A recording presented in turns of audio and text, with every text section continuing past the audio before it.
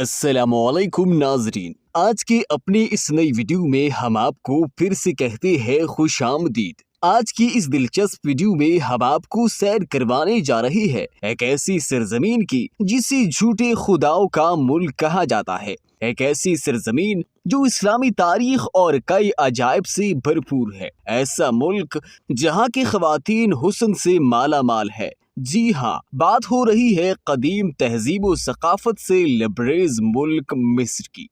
مصر جو کہ ایک اسلامی ملک ہے، اس کا پورا نام عرب ریپبلک آف ایجپٹ ہے اور یہ براعظم افریقہ میں واقع ہے، جس کے مشرق میں بحر احمر، شمال میں بحر روم، شمال مشرق میں فلسطین، مغرب میں لیبیا اور جنوب میں سوڈان واقع ہے۔ مصر کا کل رقبہ 10,10,408 مربع کلومیٹر ہے، جہاں کی آبادی لگ بھگ 10,95,40,000 ہے اور آبادی کے لحاظ سے یہ دنیا کے 14ویں نمبر پر آنے والا ملک ہے۔ مصر کی سرکاری زبان عربی ہے اور یہ عربی لوگوں کی آبادی والا سب سے بڑا ملک مانا جاتا ہے۔ اس ملک کی 90% آبادی کا تعلق مذہب اسلام سے ہے۔ مصر سرزمین افریقہ کا حصہ ہونے کے باوجود کافی حد تک عرب سے مشابہت رکھتی ہے۔ یہاں دریائے نیل کے کنارے مصر کی ایک بڑی آبادی رہتی ہے، جہاں زراعت کا پیشہ کافی حد تک اختیار کیا جاتا ہے۔ ایک اندازے کے مطابق محض 33% لوگ ہی شہروں میں آباد ہے، جبکہ بقایا 67% لوگ یہی دریائے نیل کے کنارے رہائش پذیر ہے۔ مصر کا دارالحکومت شہر قاہرہ ہے، جو کہ مصر کے سب سے بڑے شہر ہونے کا اعزاز رکھتا ہے، جو اپنے قدیم علاقوں کی بدولت دنیا بھر میں مقبول و معروف ہے۔ یہ شہر فن ثقافت اور جدید فن تعمیر کی مکمل عکاسی کرتا ہے۔ یہاں شہری اشرفت تک رسائی حاصل کر پانا ایک خوش قسمتی سمجھا جاتا ہے، جہاں امام شافعی جیسی کئی مقدس مسلم ہستیوں کے مزارات موجود ہے۔ یہاں موجود مسجد حسینی انتہائی اہم مقام و مرتبہ کے حامل ہے، کیونکہ مصریوں کے مطابق یہاں حضرت حسین رضی اللہ عنہ کا سر مبارک دفن ہے۔ پورے مصر کی 20% آبادی قاہرہ میں ہی آباد ہے۔ قاہرہ کا شمار مصروف ترین شہروں میں کیا جاتا ہے، جہاں ہر سال ٹورسٹ کی ایک بڑی تعداد آتی ہے۔ ان سب کے علاوہ اس شہر میں شیشہ کلب اور ڈانس کلب جیسی خرافات بھی پائی جاتی ہے۔ رات کے اوقات میں یہ شہر مزید مصروف اور چہل پہل والا شہر دکھائی دیتا ہے۔ اگر مصر کی تہذیب و تاریخ کی بات کی جائے تو یہ کئی ہزار سال پرانی ہے۔ اس سرزمین پر بڑی تعداد میں آثار قدیمہ موجود ہے۔ 7ویں صدی عیسوی میں مبصری سرزمین پر اسلام تیزی سے پھیلنا شروع ہوا۔ کئی عرصے تک مصری سرزمین برطانیہ اور سلطنت عثمانیہ کے زیر کنٹرول بھی رہی ہے۔ اگر بات کی جائے جدید مصر کی تو اس کا تعلق 1922 سے ہے، کیونکہ یہی وہ سن تھا جب مصر نے بادشاہت کے طور پر برطانوی ریاست سے آزادی حاصل کی۔ اس کے بعد سن 1952 کے انقلاب کے بعد مصر کی جانب سے خود کو جمہوریہ ڈکلیئر کر دیا گیا۔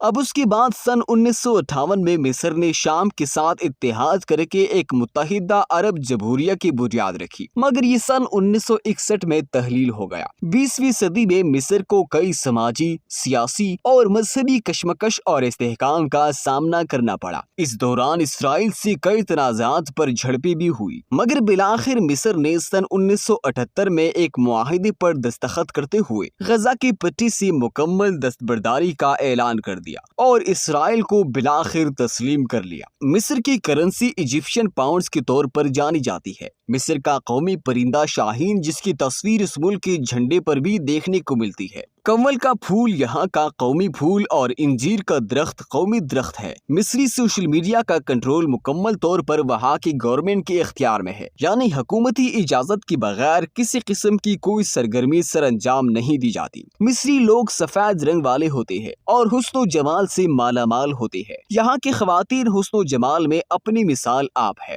لمبے قد کاٹ، خوبصورت آنکھوں کے لیے دنیا بھر میں مشہور ہے۔ مصر کے عوام میں شیشہ پینے کا رجحان بہت زیادہ ہے، اسی لیے یہاں بڑی تعداد میں شیشہ کلب موجود ہے، جبکہ مصری ڈانس دنیا بھر میں معروف ہے اور اپنی ایک الگ پہچان رکھتا ہے۔ حسن کی دیوانی کہلوانے والی ملکہ کلیوپاترا، جس کے حسن کے چرچے آج بھی دنیا بھر میں عروج پر ہے، اسی سرزمین سے تعلق رکھتی تھی۔ اس فرعون ملکہ کے حسن اور جادو نے رومی سلطنت اور جرنیلوں کو تباہ و برباد کر کے رکھ دیا تھا۔ کچور کی پیداوار اور ایکسپورٹ کے لحاظ سے مصر دنیا میں دوسرے نمبر پر ہے۔ اس کے علاوہ دنیا بھر میں پھلوں اور سبزیوں کے ایکسپورٹ کے لحاظ سے ایک اچھا نام رکھتا ہے۔ یہاں کے اسٹرابری اور انجیر دنیا بھر میں خاص طور پر مشہور ہے۔ مصر میں شراب پینے پر مکمل پابندی عائد ہے، مگر اس کے باوجود کئی لیٹر شراب ہر سال یہاں کی مارکیٹ میں سیل کی جاتی ہے۔ مصر میں ڈرائیونگ رائٹ سائڈ ہے۔ ملک کی ٹریفک، میٹرو اور ریلوے کا انتظام انتہائی اعلیٰ قسم کا ہے۔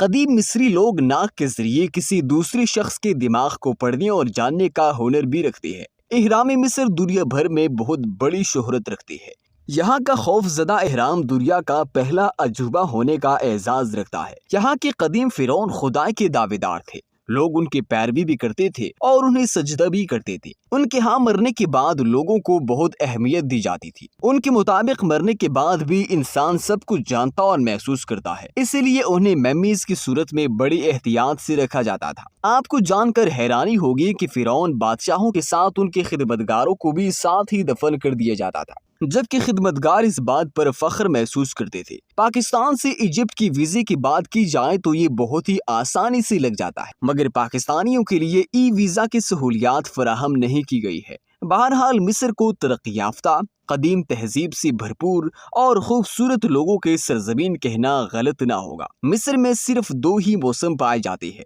یعنی گرمی اور سردی۔ اپریل سے لے کر اکتوبر تک یہاں گرمی اور نومبر سے لے کر مارچ تک سخت سردی رہتی ہے۔ تو دوستو فی الوقت کے لیے اتنا ہی، ملتے ہیں اپنے اگلے انٹرسٹنگ ویڈیو میں، تب تک کے لیے مجھے اجازت دیجیے۔ اللہ حافظ۔